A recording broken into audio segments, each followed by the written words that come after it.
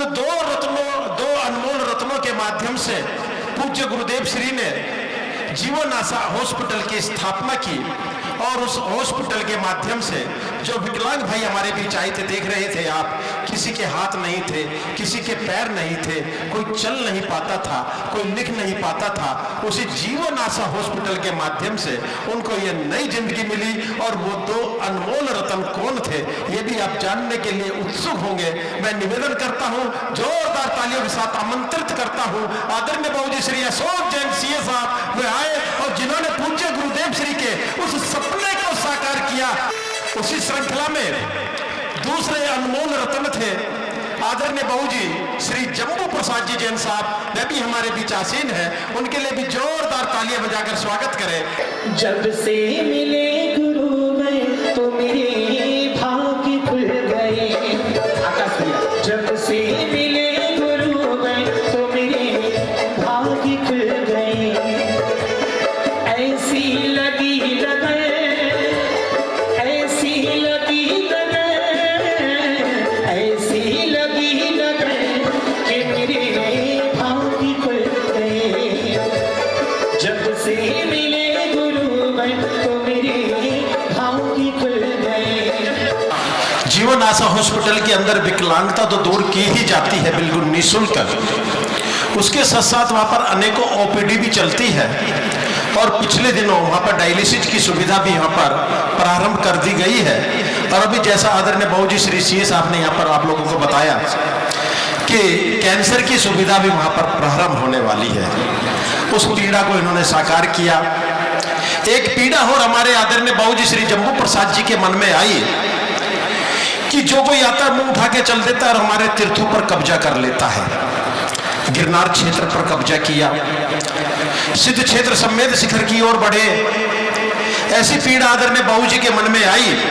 और एक हमारी संस्था है जो भारतवर्षीय दिगंबर जैन तीर्थ क्षेत्र कमेटी, जो अनेकों वर्षों से कार्य तो कर रही है लेकिन तीर्थों की तरफ बिल्कुल भी ध्यान नहीं दे रही है। उस पीड़ा को आदरणीय बाबूजी श्री जम्बू प्रसाद जी ने अपने मन के अंदर सजोया और उसको साकार रूप देने के लिए जो अभी नवंबर माह के अंदर भारतवर्षीय दिगंबर जैन तीर्थ क्षेत्र कमेटी के चुनाव होने वाले हैं, उसके लिए अध्यक्ष पद के लिए आगे आए आदरणीय बाबूजी श्री जम्बू प्रसाद जी, और जिन्होंने बीड़ा उठाया कि ये तीर्थ हमारे थे, हमारे हैं और हमारे रहेंगे, इस पर किसी का अधिकार नहीं जमने देंगे, ये जैनों का था, जैनों का है और जैनों का रहेगा। ऐसी पीड़ा आदरणीय बाबूजी के मन में थी और उसको साकार करने के लिए आदरणीय बाबूजी ने वो धर्म ध्वज उठाया कि अब हम तीर्थों पर कब्जा नहीं होने देंगे। गुरुवर के चरणों में नतमस्तक होते हुए आपसे आज्ञा चाहता हूँ कि मुझे कुछ कहने का अवसर मिला है और सभी समस्त उपस्थित अपने जैन समाज के बुद्धिजीवी श्रावक सभी यहाँ पर स्त्रियाँ पुरुष बच्चे सभी, ये भावना क्यों आई मेरे मन में, इसके लिए मैं बताना चाहूँगा। क्योंकि ये संस्था 122 साल पुरानी संस्था है जिसमें आज तक काम होते रहे, होते रहेंगे और होते आए हैं। कोई कम करता है, कोई ज़्यादा करता है, वो अलग बात है, परंतु 10 साल से इस संस्था के कोई भी चुनाव नहीं हुए हैं। किन कारणों से वो नहीं है ये हमें नहीं मालूम है, जो उसको सुशोभित कर रहे हैं। उन्होंने अच्छा काम किया, मैं ये नहीं कहता कि उन्होंने कोई गलत काम किया है, परंतु उसके साथ साथ जो प्रक्रिया है लोकतांत्रिक की, उसकी कैसे निभाया उन्होंने अंडरग्राउंड करके, कैसे नहीं निभाया वो लोग जानते हैं। अब एक भावना बनी थी, चूँकि सुनने में आ रहा है कि हमारे तीर्थों पर बहुत झगड़े चल रहे हैं, कब्जे हो रहे हैं, मारपीट हो रही हैं, ऑर्डर सुप्रीम कोर्ट के आर्डर्स होने के बाद हम उनको जो है पूरा नहीं कर पा रहे हैं। हमारे ही भाई जो लोग हैं, हम आपस में ही लड़े हैं, लड़ने की वजह से ही हम सब अल्पसंख्यक होते हुए भी हमको मिटाने का कार्य किया जा रहा है, चाहे वो समाज के द्वारा, चाहे वो सरकार के द्वारा, किन्हीं भी कारणों से जो हमारे जैन समाज को नीचे की तरफ धकेला जा रहा है और इसे सब लोग देख रहे हैं, परंतु देखकर भी सभी चुप हैं।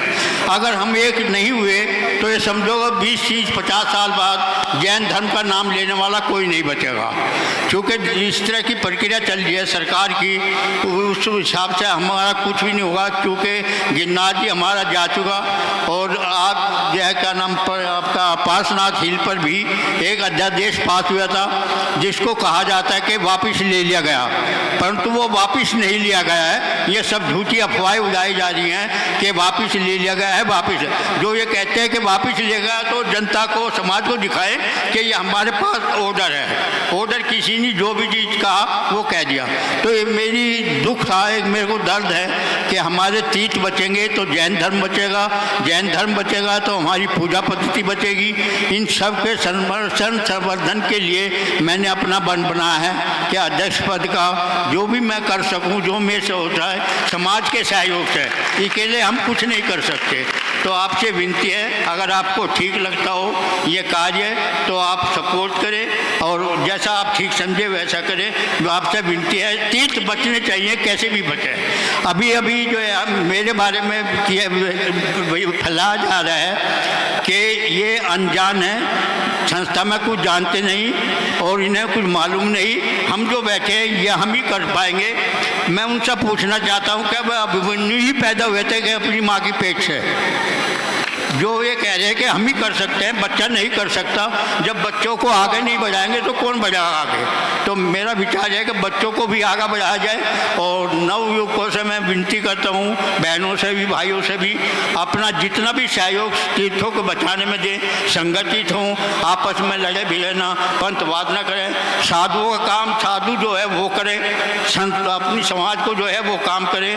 साधु को इंटरफेयर नहीं करना चाहिए कि समाज में जय बंटवारा कर दे। धन्यवाद।